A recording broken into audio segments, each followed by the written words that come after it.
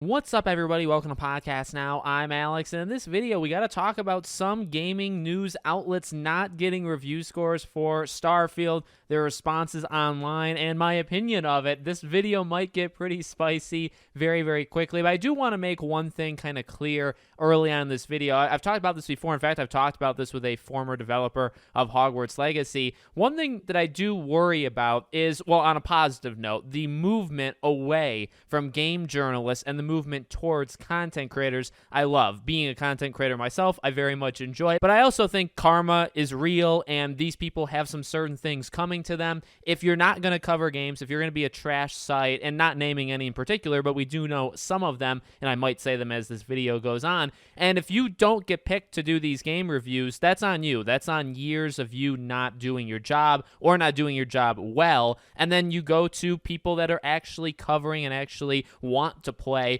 your game. Now, one thing I fear with that is that eventually you're going to wind up with the same kind of issue of fanboys, and maybe there's some channels, say, that just cover one thing. Maybe they just cover Starfield, or maybe they just cover WB games, or they just cover Sony games, and the companies will go straight to them, but you won't really be getting an honest review or an honest perspective of the game because you'll be going to somebody who's kind of paid off by the company. Right now, we have that in the gaming industry, or the gaming journalist industry, right? Sites have to play nice. If they don't play nice, or as we've seen, again, some of these sites are just plainly terrible, then they don't get codes or whatever. I think eventually that's going to happen with the next side of things, being YouTube, being TikTok creators, being Twitch creators. It's coming. It's already happening. You can kind of see it coming, and that is one thing I worry about. But jumping into this, generally, I kind of laugh at this situation. I'll be honest, I kind of find this funny, not because I take joy in, like, look, again, if you're giving an honest perspective, an honest opinion, if you're being true to yourself, if you're not being a fanboy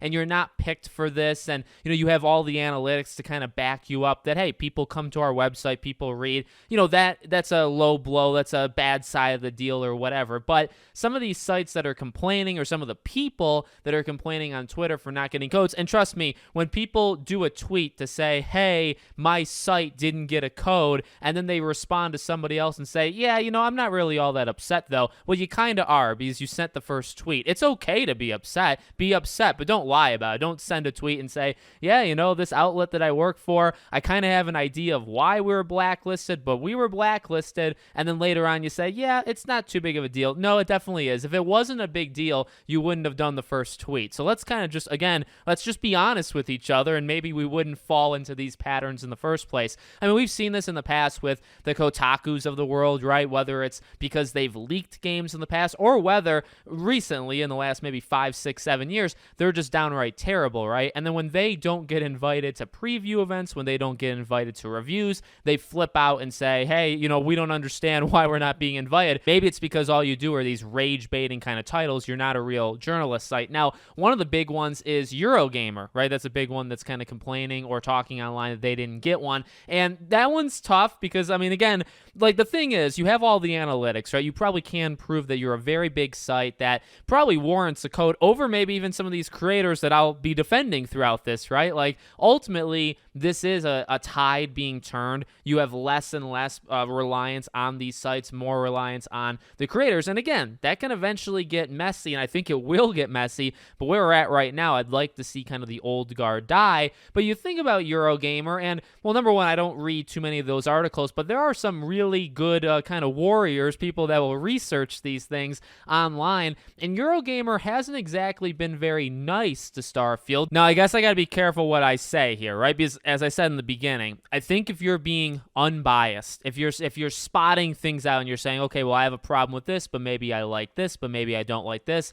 that's fine. And I do that all the time. I've never, I don't think, been positive, solely positive on maybe anything, you know, on this channel. Even my most loved games of all time, I could still probably tell you some things I'd like to improve on them. But at the same time, when you look at some of these Eurogamer articles, or, again, Kotaku, or anybody else that's being kind of blacklisted from Starfield, and there's actually quite a few. There's definitely a few bigger sites that you'd probably imagine would normally get a code that ultimately doesn't. But we've had this situation before. There's been PlayStation games in the past where there's sites that very, very much, I think, write PlayStation on a slant, right? They kind of decrease the score. I'm sure it's the other way around. I'm just thinking thinking about examples. But the point here is, if you're going to do that, I think be prepared to not get the review codes. That's the biggest thing to me. It can get muddy because you don't want to punish people for being honest, and you don't want to punish people for saying, well, you wrote one bad article. And that, I mean, that's something I don't worry about like actively on this channel, but you think about it from time to time. You think, well, if I do 6 positive videos but 2 negative videos on a game,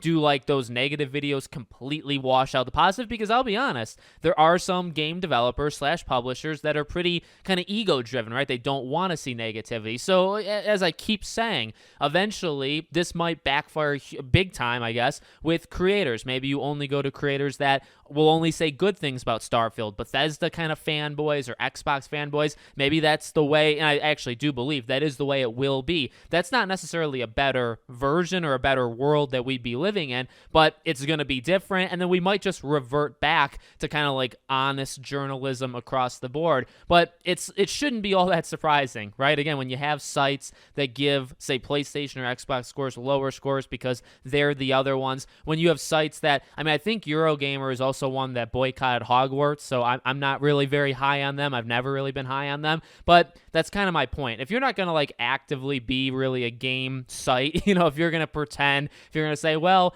one of the biggest games of the entire year in Hogwarts, you know, we're just going to kind of skip that one because of, you know, morality kind of sake, although we'll write like 1,000 articles on it, we'll still make money off of it, but we're just not going to play it. If you're going to like play that game, I can almost guarantee you that publishers are going to see that stuff, and you could argue, I suppose, if it's right or wrong, but you can't argue with what's going to happen. Like, it will eventually happen. So, you know, again, I'm not saying that you have to be like a suck-up. Like, I'm truly not saying. I'm not saying even that Microsoft or Xbox or Bethesda, I'm not saying that they're picking the sites that are sucking up to them or the creators. I think there are definitely some. There's absolutely no chance that there's zero, right? There's absolutely people that will just kind of bow down. You'll get probably 10 out of 10s, but you'll also maybe get lower scores. You know what I mean? Like, there will be some fanboys in that review kind of group, but not everybody. And again, we'll eventually have to fix that as time goes on. But if you're going to like be out there faking that you're an actual game journalist site, or you're going to write stupid bad articles on a game, and like specifically to do that, right? Kotaku like things, right? Where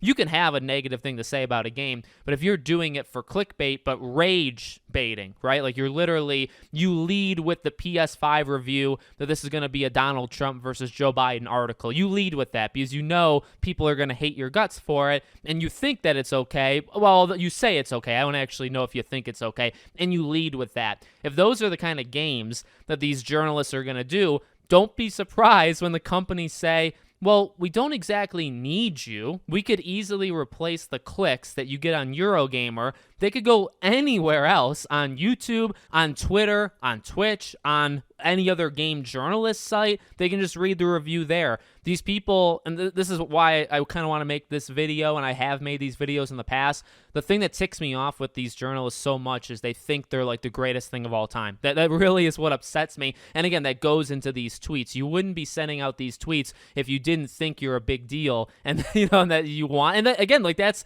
okay. But these sites, they pretend like they're not, right? But we all know they actually are. So it is a big deal that these sites aren't getting the codes. They'll say it, and then they'll kind of backtrack and say, well, you know, at the end of the day, we got to stand by what we stand by. But there are reasons why this happened. There's a reason why they didn't get the code. And I don't think it's as simple as, oh, well, they were negative once or twice. Now, if your entire slant is to do something, and then you kind of get called out for it, like some of these sites have, and again, Kotaku being the biggest example, you can't really be surprised, you know, when it happens. So I'm not really going to shed a tear for this stuff. By the way, I have really no stake in this whatsoever. I didn't get a code.